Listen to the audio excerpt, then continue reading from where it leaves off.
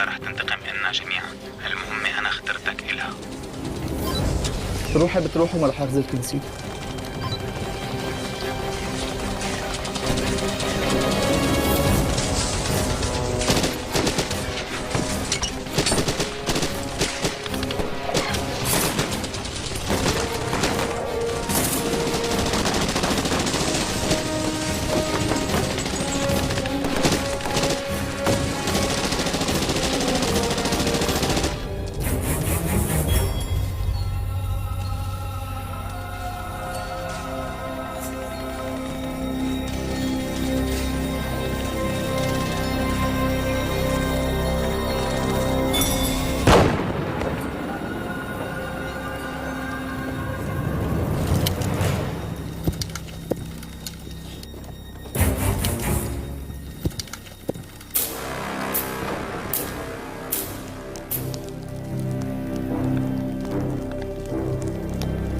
الله أكبر!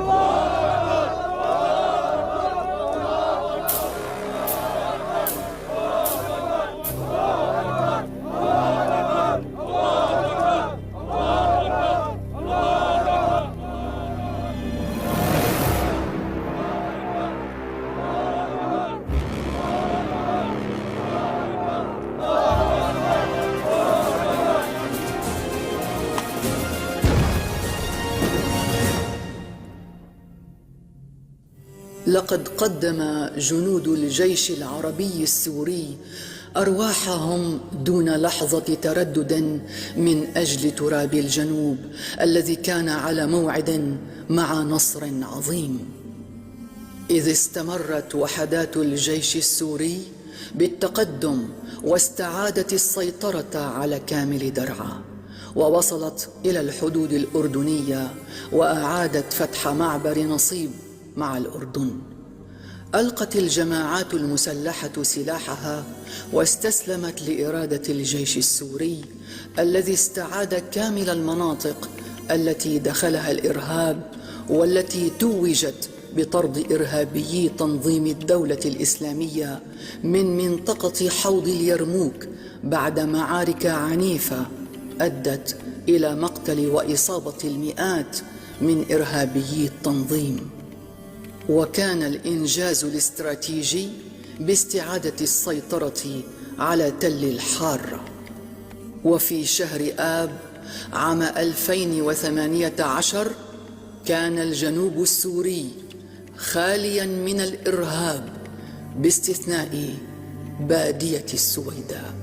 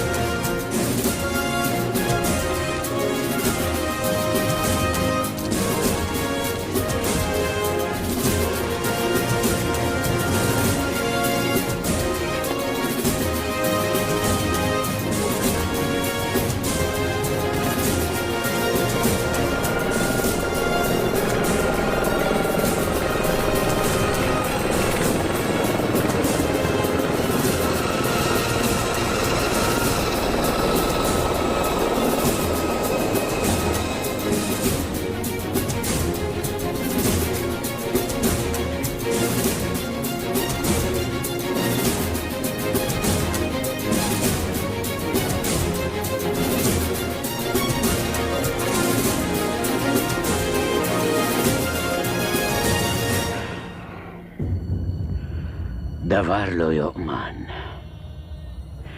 رغم كل الإمكانات والتخطيط المسبق منا ومن الأمريكان ومشاركتنا المباشرة بالمعركة وسقوط تل الحارة، كان ممكن يسقط الداخل كله. هي كلمة وما رح زيد عليها حرف. لازم نعترف انه الهجوم فشل، وانا ما عم صدق. يا أخ أبو يعقوب، اخرس صفوري، الكل يخرس.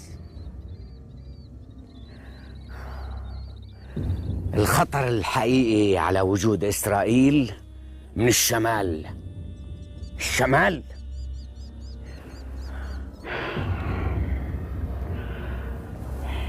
يا أخ أبو يعقوب، ما كان عندنا معلومات.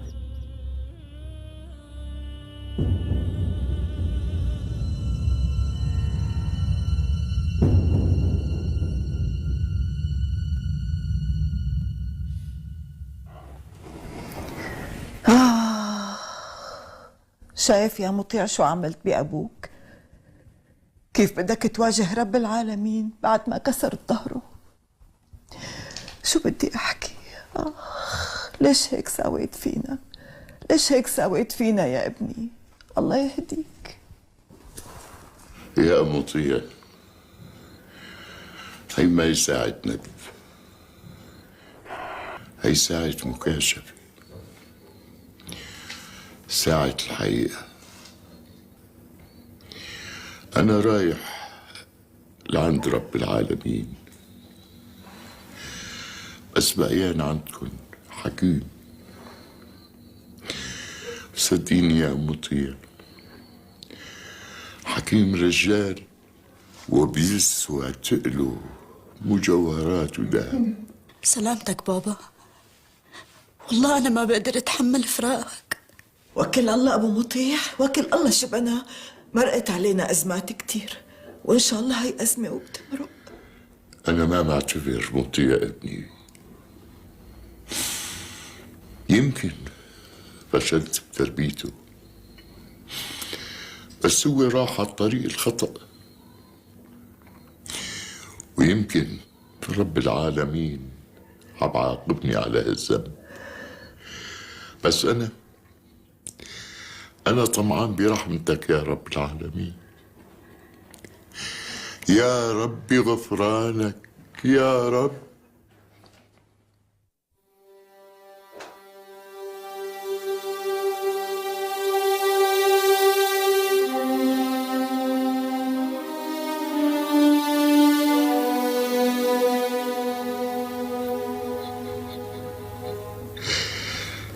أم مطيع، لا تنسي اللي وصيتك عليه. إن شاء الله كلنا يا أبو مطيع، بس أنت تقوم بالسلامة. اوعوا تنسوا، اوعوا تنسوا وتفكروا بلحظة إنكم تتركوا هالبلد. هي بلادنا، خبزنا، هوانا، كرامتنا يا أم مطيع. اوعوا تفكروا إنه تتركوها، اوعوا تفكروا إنه تأسوا ولو وردة. هي بلادنا يا بنتي، بلادنا. يا رب احميها يا رب.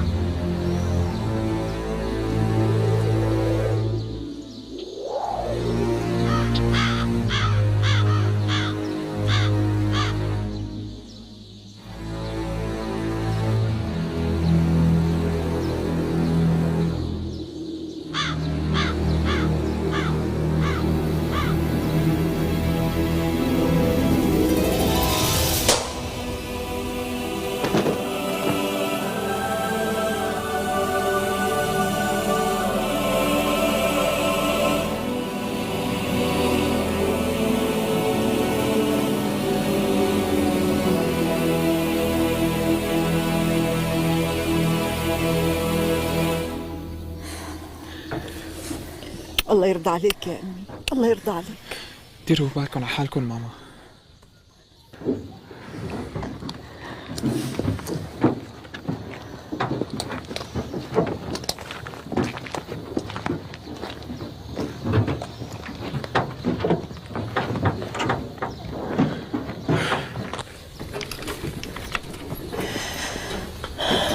هي وصية أبوك يا أمي، قال لي قبل ما ينزلوني بحفرتي بتروحي أنت ونداء على الشام على بيتنا الصغير. وحكيم يا أمي؟ حكيم الله يحميه يا أمي، الله يحميه ويكون معه. آمين. يلا.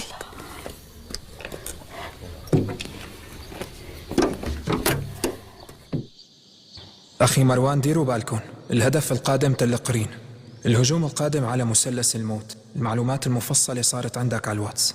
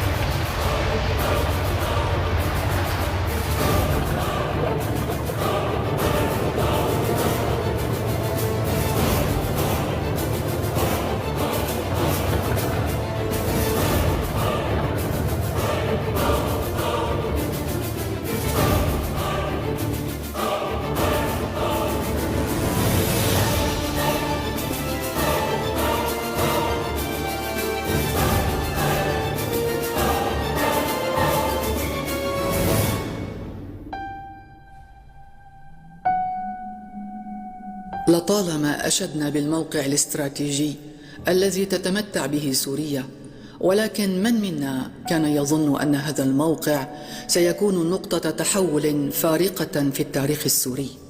فتوسط سوريا بين تركيا شمالا والعراق شرقا والأردن جنوبا ولبنان غربا جعل هذه الدول منافذ تهريب للأسلحة والمسلحين خلال سنوات الحرب.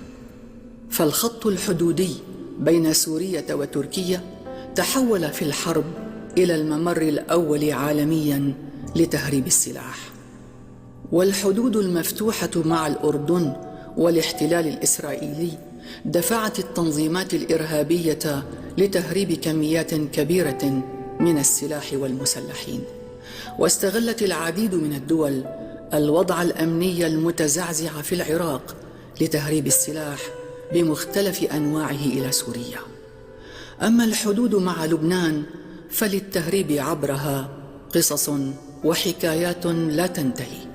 ولجبال القلمون المحاذية لمنطقة البقاع والتي تمتد من جبل الشيخ في الجنوب وصولا إلى ريف حمص الجنوبي الحصة الأكبر من هذه القصص. لواء مرهف، أنت أولا رفيق سلاح وأخ عزيز وصديق غالي، وفوق كل هدول أنت بطل يا لواء مرهف بكل ما تعني الكلمة من معنى. بالمناسبة إلك عندي هدية.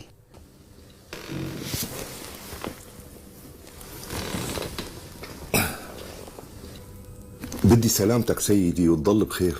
أنا بخير يا لواء مرهف، وما بعتقد رح ترفض هديتي. مستحيل أرفضها لأنه هي بالضبط اللي بتمناها. بعدين سيدي كل هداياك قيمة، حتى رتبتي هي هدية منك. أنت تستحق. علقت لك إياها بإيدي يوم تحرير القلمون وطرد الإرهابيين اللي اجتاحوا بلداتها وارتكبوا فيها فظايعهم، وخاصة الفظاعة اللي عملوها بدير عطية. إيه يا مرتوة القلمون بدماء شهداء جيشنا. صدقت سيدي، صدقت. أبطال ومن أطهر البشر على وجه الأرض. منحك سيادة القائد العام رتبة اللواء تقديرا لشجاعتك وصمودك وصلابتك في معارك القلمون المفصلية سيادة اللواء مرهف غانم.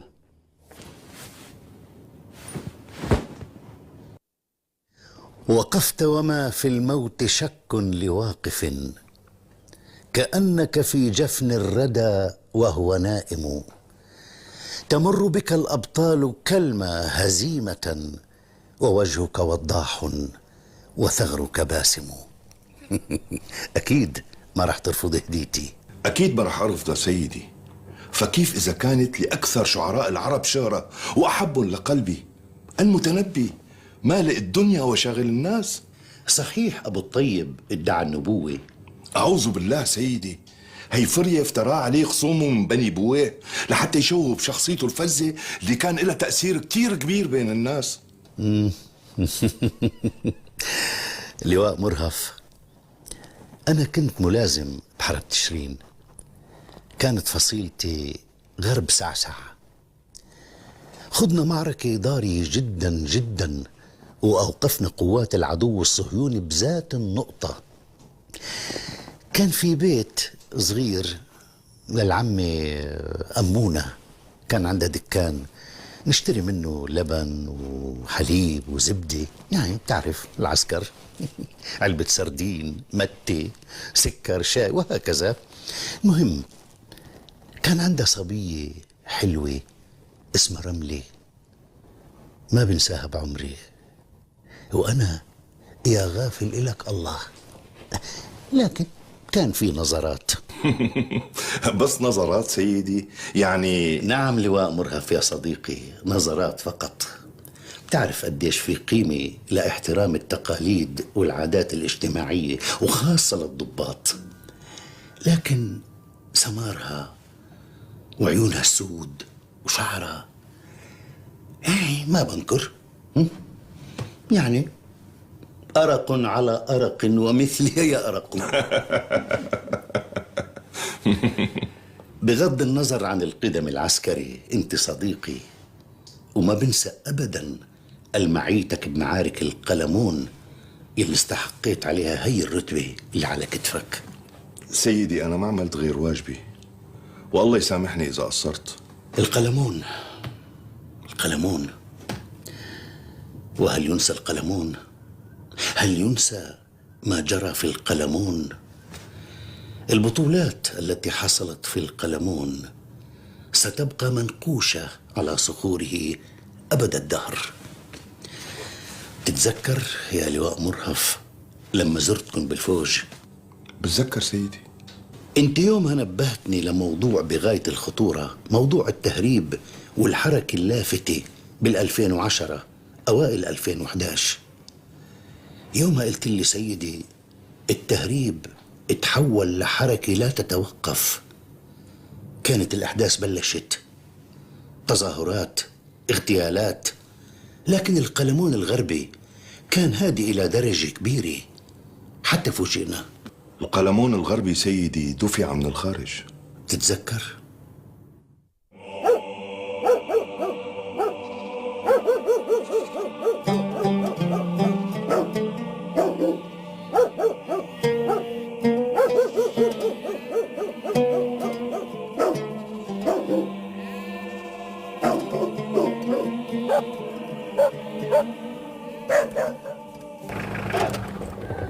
معلم كرم ليش وقفنا؟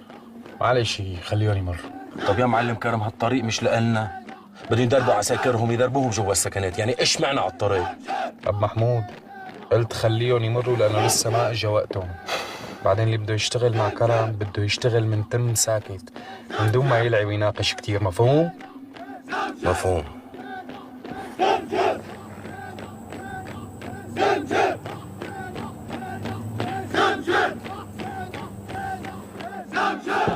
ما اكتب لها الشبوبيه يا سياده النقيب، الله يعطيكم العافيه. اهلين يا اخ، الله يعافيك. معنا تفاحات شغل الموسم على كيفك، يا ريت تقبلوهم مننا.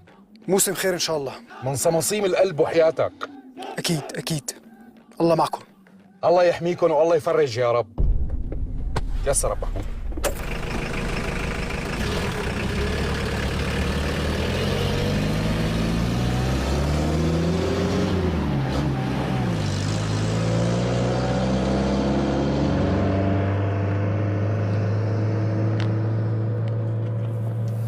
عريف رجب، شو بنا؟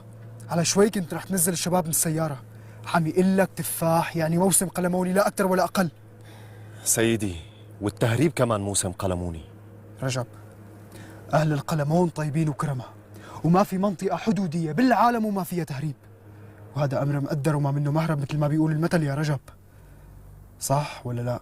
صح سيدي. صح ولا لا يا رجب؟ صح سيدي. يلا.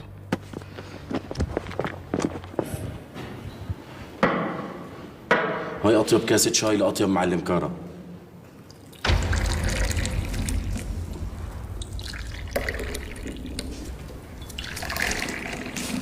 شرف معلم شرف. عم محمود، مرني معلم. ركز معي شوي. كبر المعلقه اللي عملته من شوي، لما بقول لك وقف بتوقف، ولما اقول لك تمشي بتمشي. مو مهربين وعلى عينك يا تاجر ومعنا اسلحه، وانت بتلبس لي صرمايتك على وشك. اتعلم المسايره. مسيرت شو يا معلم كارم؟ نحن مشترين طريق ايه ولا لا؟ بعدين من كل عمر هاي طرقات تهريب، الرايح رايح والجاي جاي، وانت سيد معلمين يا معلم كارم. مو بضاعتنا يا فهمان، الرايح رايح والجاي جاي. مازوت، بنزين، مرتديلا، غسالات، دفايات، برادات، لك مخدرات ممكن يمرق، بس مو هدول. يا معلمي يا تاج راسي انت، لما المهرب بيشتري الطريق بيدفع مصاري، ما حداش له معه شيء. وانت معلمي فيش داعي اقول لك.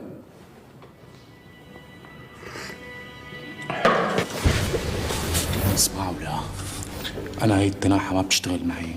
هذا الراس اللي بين كتافك بقصه وبزته للكلاب يعملوا منه اشياء، عم تفهم ولا لا؟ نلعب من وشي، يلا نلعب. امرك معلم كارم.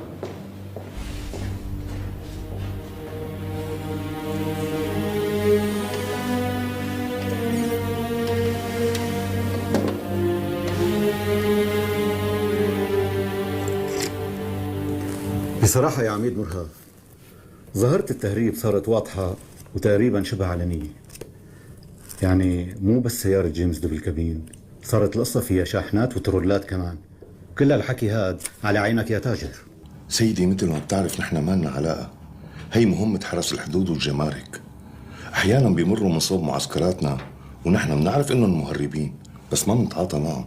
يعني فينك تقول هيك معاملة حسن جوار. لا لا لا لا لا لا، مسألة حسن الجوار هاي بدك تنسى لي إياها، وبدك تركز معي منيح وتنتبه. المعلومات بتقول إنه في سلاح عم يتهرب من لبنان على سوريا عن طريق القلمون الغربي، من المنطقة الممتدة من البريج للدريج باتجاه الزبداني ووادي ميسلون، ومن المنطقة الممتدة من الدبوسية للقصير. وفي شاحنات كتير عم بتمر والكلام مؤكد. يا لطيف، معقولة سيدي؟ نعم يا عميد مرهف، نعم، ومطلوب مننا المؤازرة، وأنا اخترتك لهالمهمة. تفضل شوف هالملف، فيه المعلومات كاملة، وفي طلب من وزارة الدفاع لحضرتك بمؤازرة الجمارك وحرس الحدود. ومو بس هيك، يمكن نضطر نعمل كمائن، لأنه حالة التهريب كتير كثيفة وما عاد ينسكت على هالحالة. بس سيدي كيف؟ ولمين السلاح؟ بلدنا أمن بلد بالعالم. يمكن عم بيهربوا على العراق، ما بتعرف.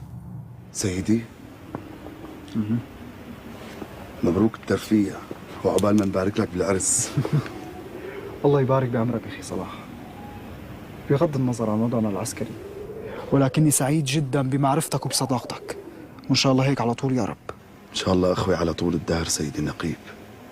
وبالمناسبة بس خلصنا جولتنا بالقلمون، أهلي عازمينك لعنا على البيت. يا صديقي أنت بتعرفني خجول ما قبلوا هن عرفوا إنه حضرتك وأنا عم نعمل جولة بالقلمون، وما قبلوا إلا نيجي في حديثك معهم هن، مو معي أنا. طيب ماشي، بس ليك لازم ما نتأخر على السكنة، بدي رجع جيب واصل بعدين.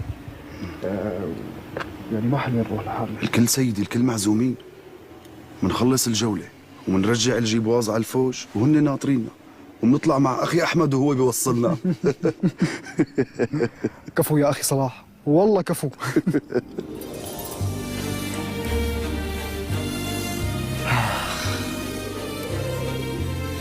كل ما أطلع بهالجبال بقول بدي أسألك وبنسى، ليش شكل هالجبال ما بيشبه أي جبال ببلدنا؟ مو بس ببلدنا سيدي، بكل بلدان العالم ما في مثلها. هذه ملكة الجبال، الجبال المتوجة.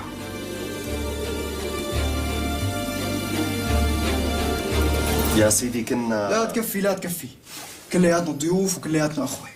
لا تقولوا إنه جاي معنا النقيب وبكرة بيقول عننا فجعانين، وحياتكم اللي ما بيشبع عقوبته تسلق التل مشية البطة، فكلوا واشبعوا. يا حي الله، يا مرحبا، أهلا وسهلا بالنقيب سعد ورفقاته، وأهلا وسهلا بولدنا الدكتور صلاح ورفقاته، أهلا وسهلا بالجميع. الله يحميكم إياه يا رب، ونيال اللي عنده شب مثل صلاح. تسلم يا ابني. تفضلوا تفضلوا، يعني هلا إذا أكلنا لحالنا فما حلوة، رحنا خجل. تفضلوا. شرف. يلا.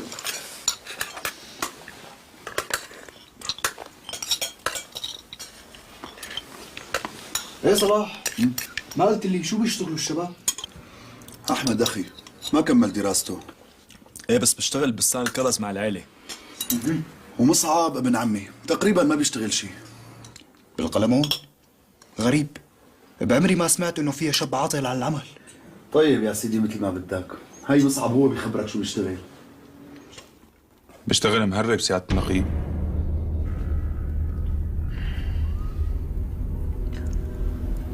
شغلكم مو معنا، شغلكم مع الجمارك. هانت يكتر الخير.